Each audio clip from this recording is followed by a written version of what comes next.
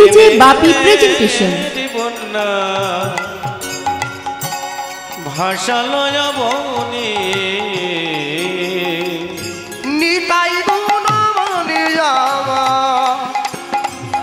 নিতাই গুণমণি নিতাই গুণমণি গামা নিতাই গুণমণি নিতাই গুণমণি গামা নিতাই গুণমণি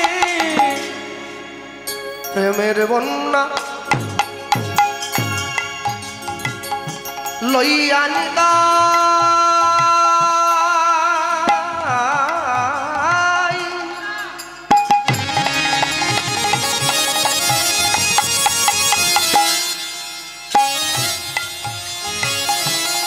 অগয়াইলা গৌর দেশে ডুবল ভকত বৃন্দ দিনহীন ভাসে প্রেমের বন্যা লইয়া উলুধ্বনি নিতাই গৌর হরি বল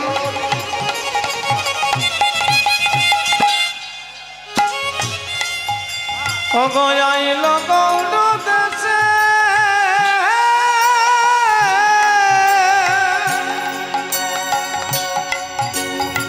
অগডুবল ভকত গান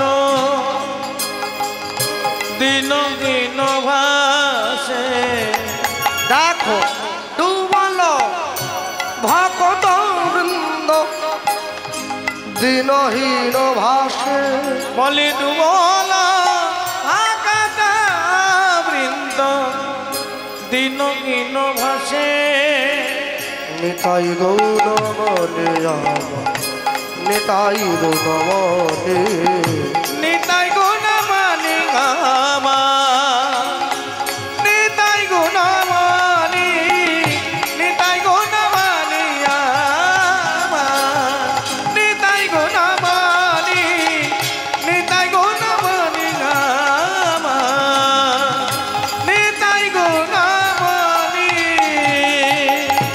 কে যাবে কে যাবে ও ও হে আহারে আহারে হে এ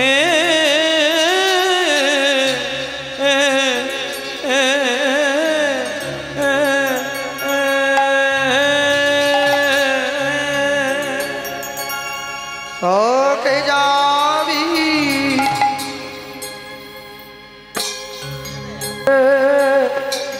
যাবি ভাই রে আমার আর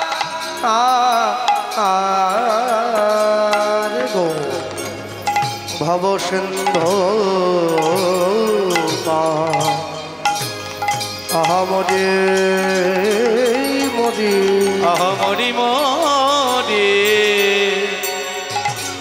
পুরবের ভাবে আমার গৌর পুরবের ভাবে গৌর ঘটে কে যাবি কে যাবি কে যাবি ভাই রে এ হে ও ও গে আহারে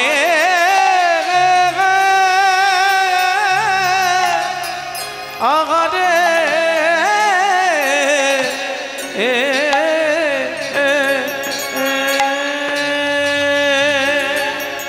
বলি ধন্য হইল ধন্য হইল ও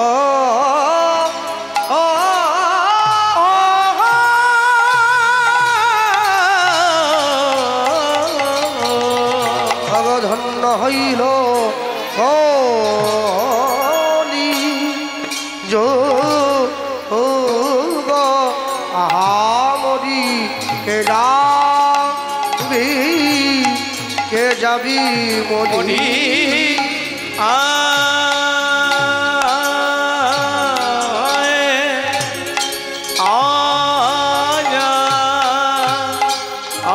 মরি বলি ধন্য হইল ও ধন্য হইল কলি যুগ মরি কে যাবি মরি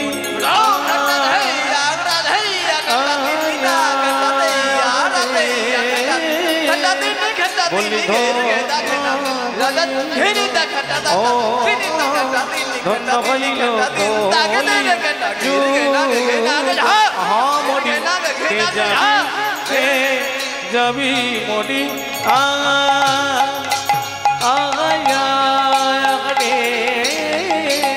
বলি ধন্য হইল ও ধন্য হইল কলি যুগ মরি কে যাবি মরিয়া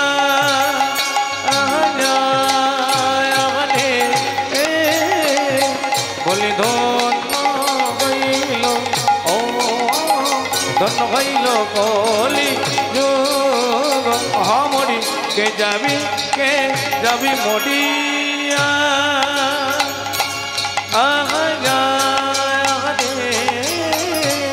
বলি ধন্য হইল ও ধন্য হইল কলি যুগ মরি কে যাবি মরিয়া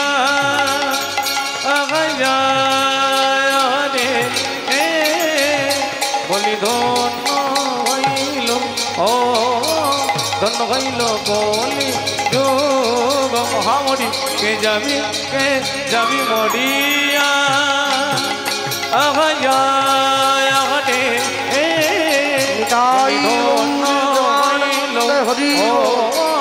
ধন্য হইল কলি যুগ মরি কে যাবি ভাই রে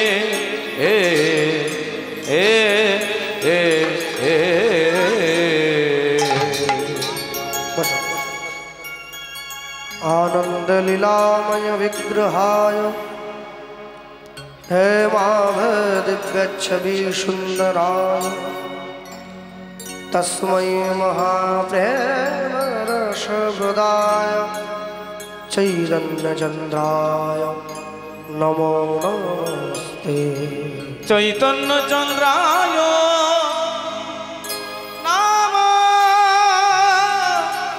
नमस्ते त्रिनादपि सुनिचेण तरु विष्णु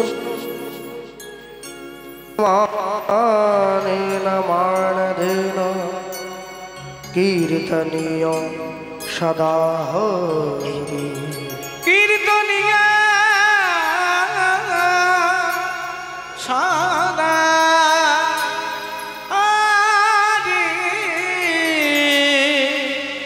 जय निताई उपस्थित महामहालीला संकीर्तन रूपी महामहामहोत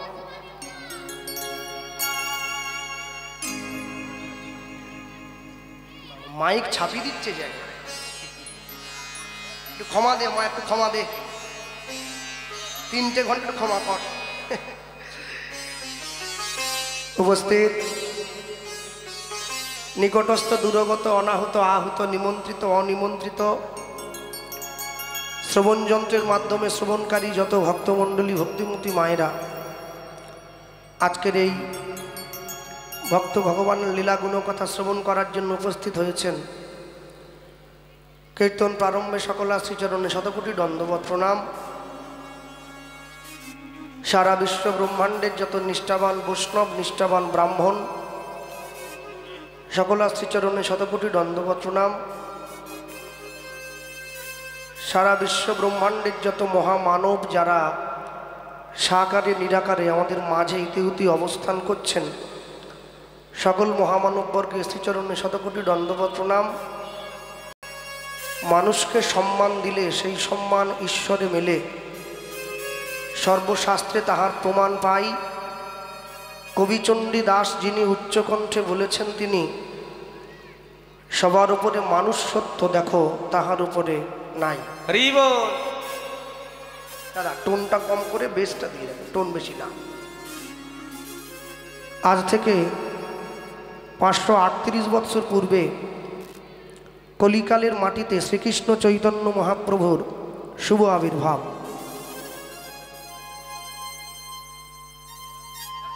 হ্যালো,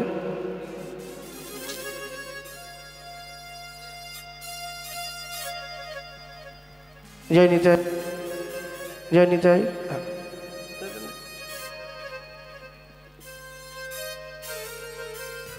জয় নিতাই, জয় নিতাই। মানুষের দরজায়, মানুষের সাজে, মানুষের বেশে ভগবান গিয়ে দাঁড়ালেন মানুষের সম্মুখে। জীব নিত্য কৃষ্ণ দাস ইহা ভুলি গেল, মায়া পিশাচি জীবের গলেতে বান্ধিল। কৃষ্ণ নাম কর জীব, আর সব মিছে, পলাইবার পথ নাই, দেখো জম আছে পিছে। হরিনাম কৃষ্ণ নাম মোদের পারেরও সম্বল, অন্য কোনো নাম দিতে ধরে নাহি বল।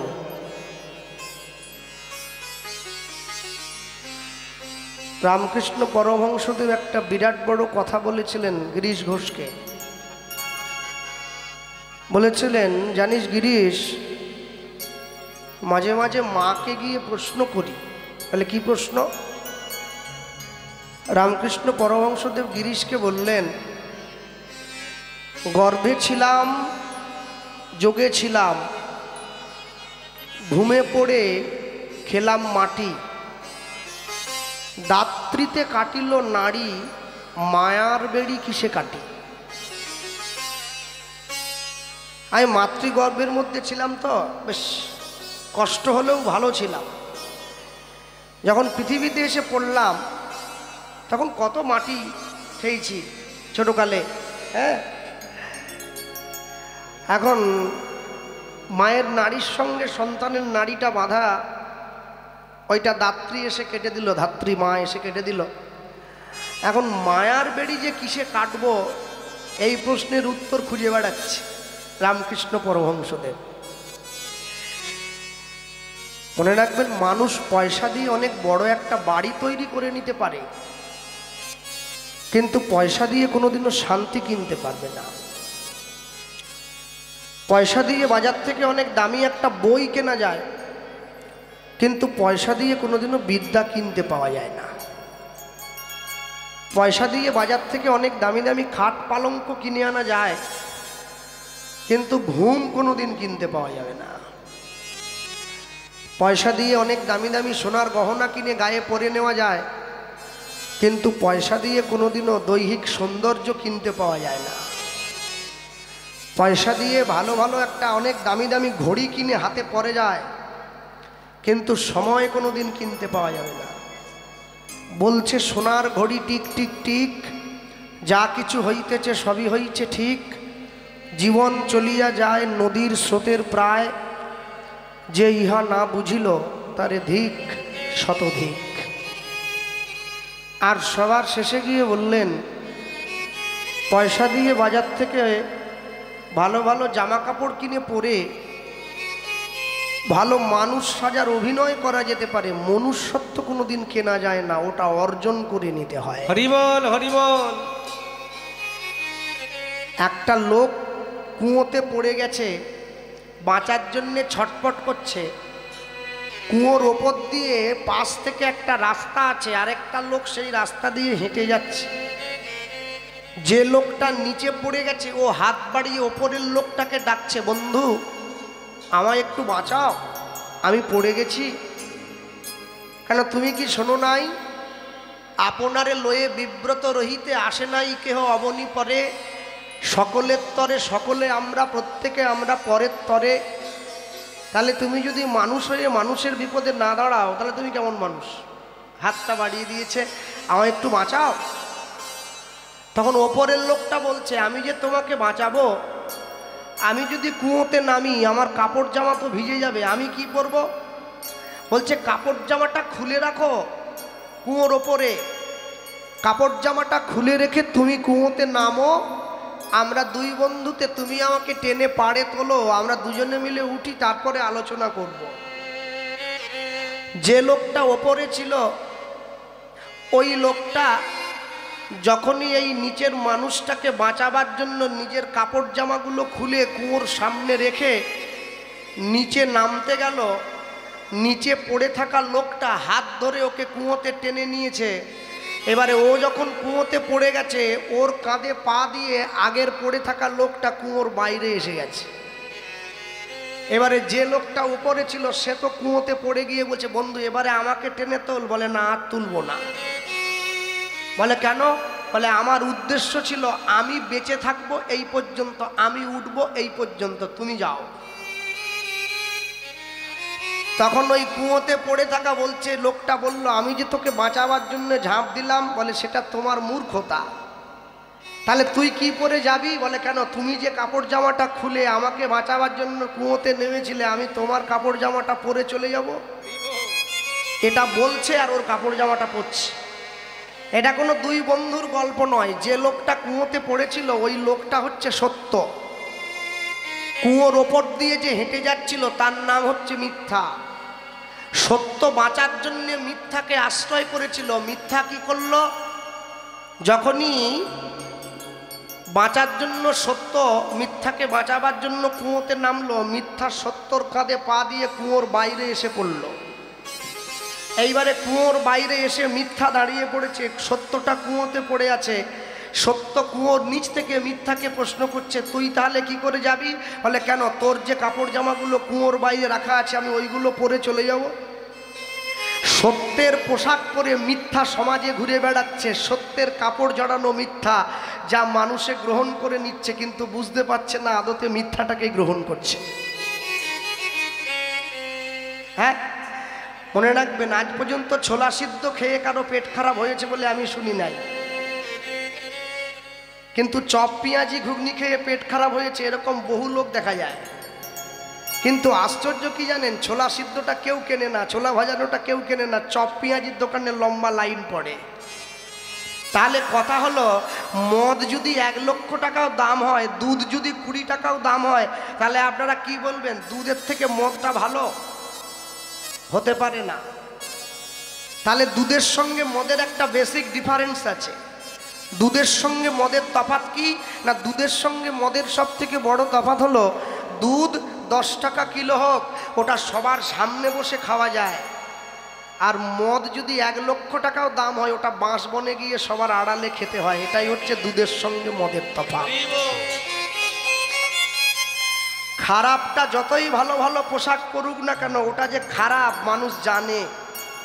কিন্তু যে ভালো, তাকে সে যদি গায়ে বডি স্প্রে নাও দেয়, তার গা থেকে ঘাম গন্ধ বের হলেও লোকে তাকে খারাপ বলে না, কেন? লোক জানে ও ভালো। বিশ্বকবি রবীন্দ্রনাথ ঠাকুর বললেন, উত্তম নিশ্চিন্তে চলে অধমের সাথে, যিনি মধ্যম তিনি চলিবেন তফাতে। সাধু চোরের সঙ্গে নিশ্চিন্তে চলবে, কেন? সাধুর ভয় নেই, চোরের ক্ষমতা নেই যে চোর সাধুকে নিজের দলে টেনে নেবে।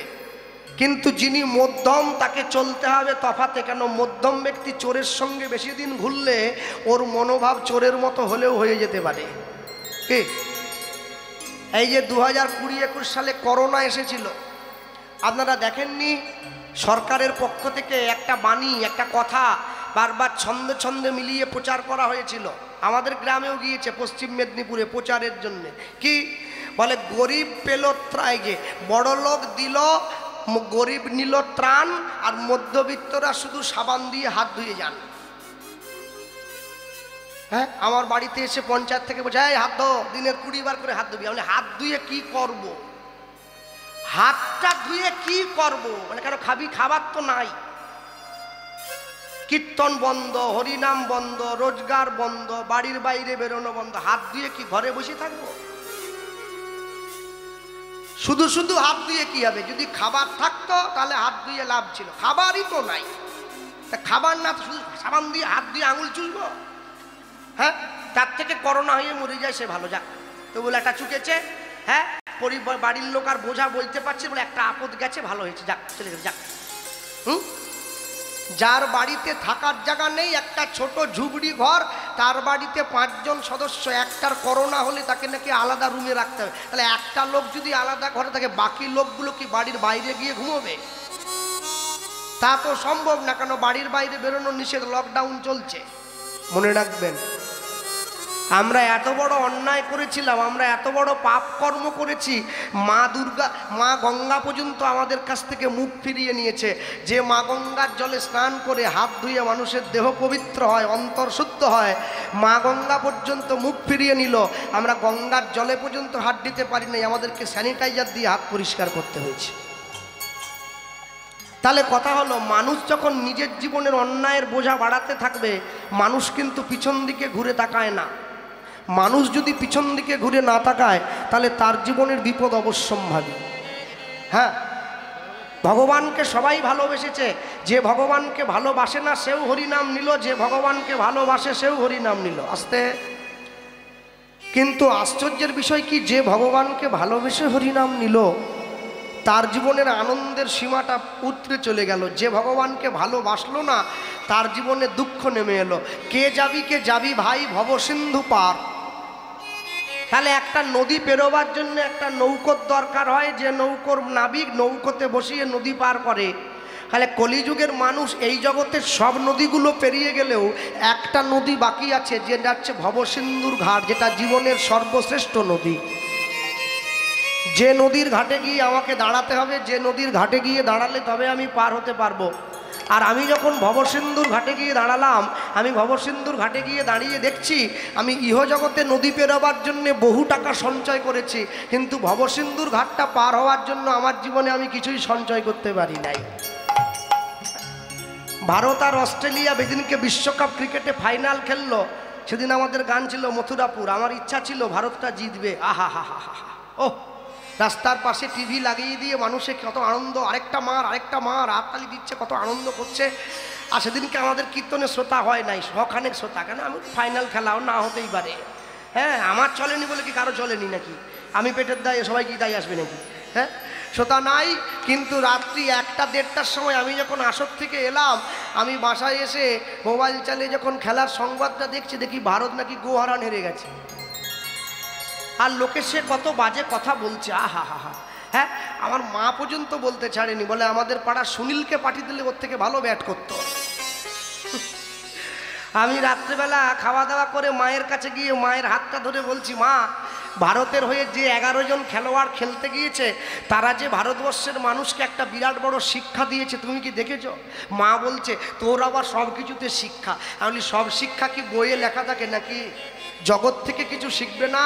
জগৎ থেকে শিক্ষা লাভ করতে হবে তো। আমার মা বলে, কি শিক্ষা পেলি বল? আমি বললাম, ভারতের ওই 11 জন খেলোয়াড় আমাদের 140 কোটি ভারতবাসীকে একটা শিক্ষা দিয়েছে। কি না, অতিরিক্ত অহংকার আর অতিরিক্ত আত্মবিশ্বাস তোমার জীবনে পতন ডেকে আনবে।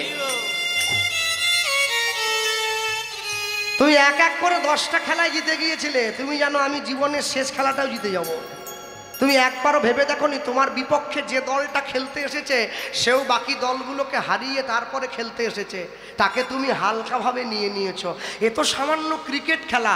আমাদের জীবনের যত খেলা আছে, অন্নপ্রাশন বলুন, বিয়ে বলুন, সংসার বলুন, ছেলে মেয়ে বলুন, বৌমা বলুন, ননদ বলুন, আপনি জীবনের সব খেলায় জিতে গেলেন।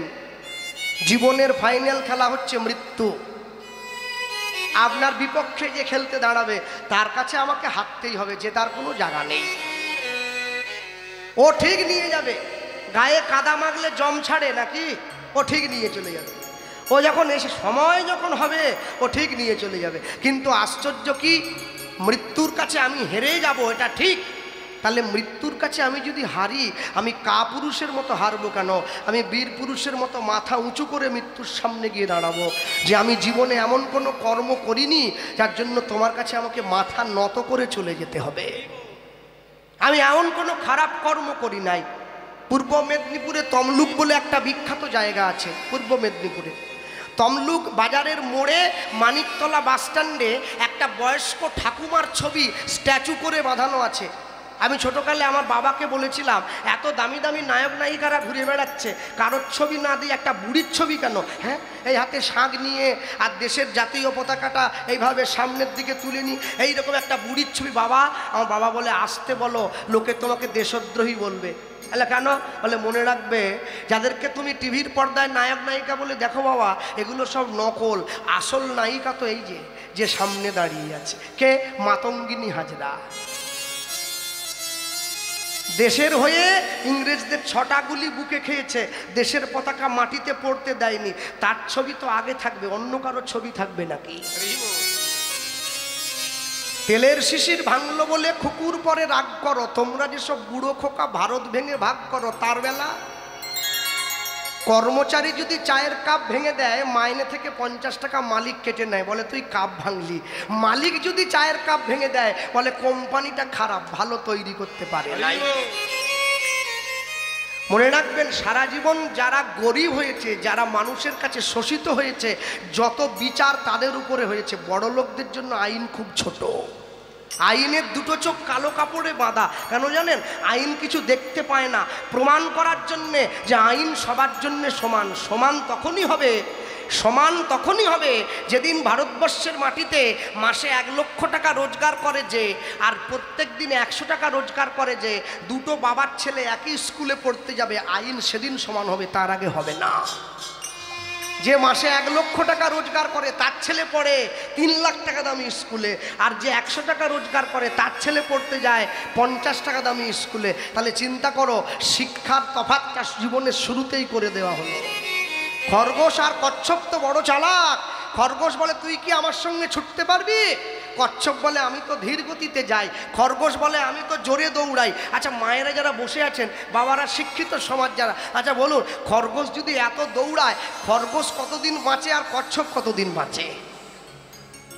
খরগোশের আয়ু গড় 12 থেকে 15 বছর, আর কিন্তু কচ্ছপ 300 বছর পরম আয়ু, কম করে 100 বছর তো বেঁচেই থাকে। মনে রাখবেন, খরগোশটা কিছু দূর ছুটে গিয়ে দাঁড়িয়ে পড়েছে, মনে মনে ভাবছে, ও তো কচ্ছপ, আমার সঙ্গে কি হাঁটবে, ও দাঁড়িয়ে পড়েছে। কিন্তু কচ্ছপ সে হাঁটা থামায়নি, জানে আমি তো আস্তে হাঁটি, আমাকে হাঁটা বন্ধ করলে চলবে না, আমাকে যেতে হবে। ও রাস্তায় গিয়ে দাঁড়িয়ে দেখছে খরগোশটা বসে ঘুমিয়ে পড়েছে, ও খরগোশের পাশ দিয়ে চলে গেল। ও চিন্তা করছে উল্টো, ও ভাবছে ও তো এক্ষুনি ছুটে আমাকে পেরিয়ে যাবে, আমি বরং হাঁটতেই থাকি। আর যে ঘুমিয়ে আছে সে চিন্তা করছে, ও যাক না, আমি 3 লাফে পেরিয়ে চলে যাব। কিন্তু এই যাবো করতে করতে ওই আগের মানুষটা গন্তব্যস্থল পর্যন্ত পৌঁছে গেছে, এ যেখানে পড়ে থাকার সেখানেই পড়ে রয়ে গেছে। তাহলে আমি সারা জীবন চিন্তা করলাম হরিনাম নেব,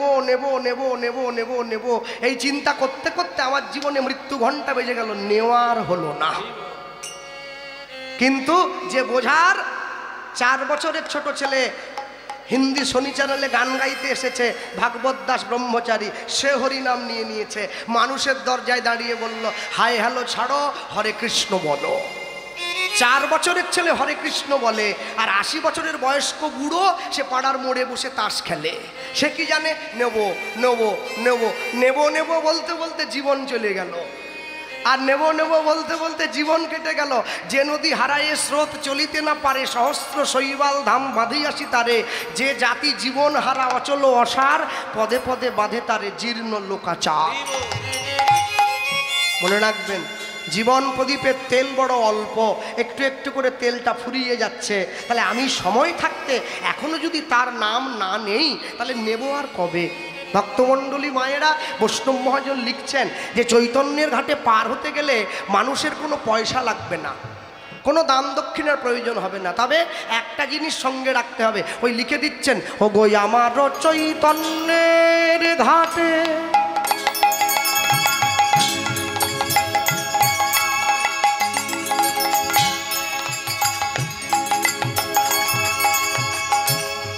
আদান খেয়াবায়,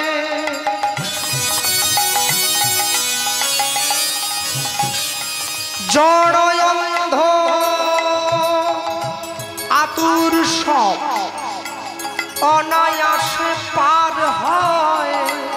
ধ্বনি নিতাই গৌর হরি বল। আমার চৈতন্যে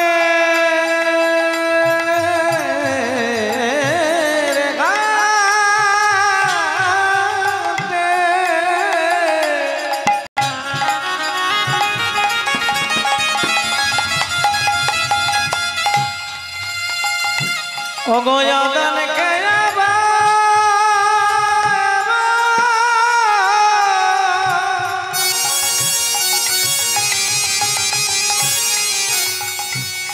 অগজড়য়ন্ধ আতুরস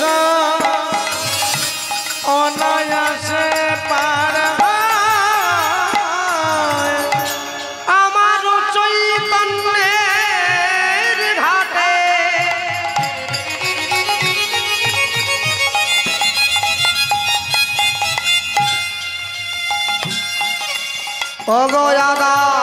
অগয়াদান খেয়া পয় জড়য়ন্ধ আতুর সব অনায়াসে পার হয়। অগ আমার আমার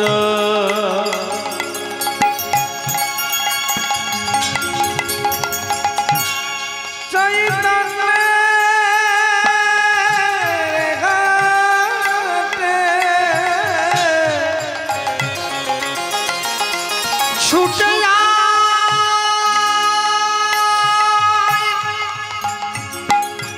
ছুটে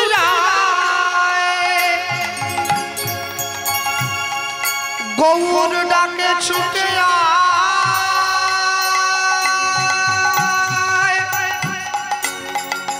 গৌর ডাকে ছুটে যায় ছুটে অগ আমার আমার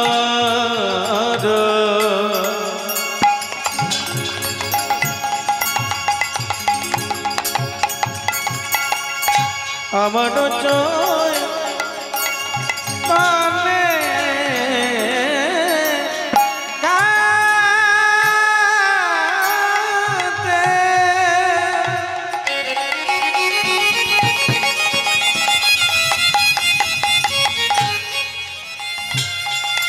অগয়াদান খেয়াবা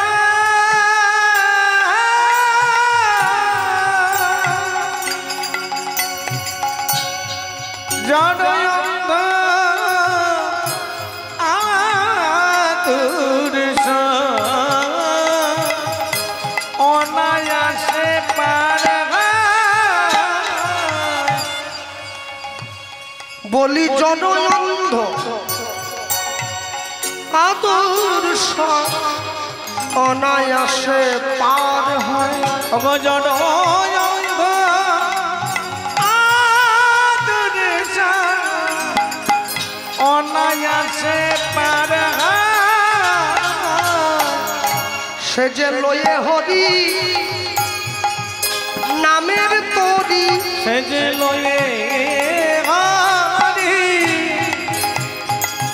নামের দড়ি সে যে লয়ে হরি নামের তরি সে যে লয়ে হরি নামের দড়ি ওই যে নদীয়াতে অবতরি সে যে লয়ে হরি নামের দড়ি দেখো সংকীর্তনে মূরতি ধরি সে যে লয়ে হরি নামের দড়ি জীবের হাতে ধরি আর পায়ে পড়ি সে যে লয়ে হরি নামের দড়ি বলি পার করিতে জীবিতে ভবতরি লয়ে হরি নামের দড়ি বলি হরি হয়ে বলছে হরি লয়ে হরি নামের দড়ি বলি দুবাহু প্রসারি করি লয়ে হরি নামের দড়ি বলি প্রেমানন্দ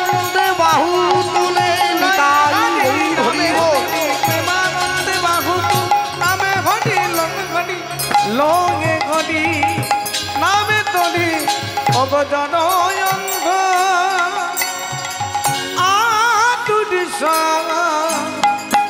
অনায়াসে পার হয় জনয়ন্ধ আতুরিস অনায়াসে পার হয়।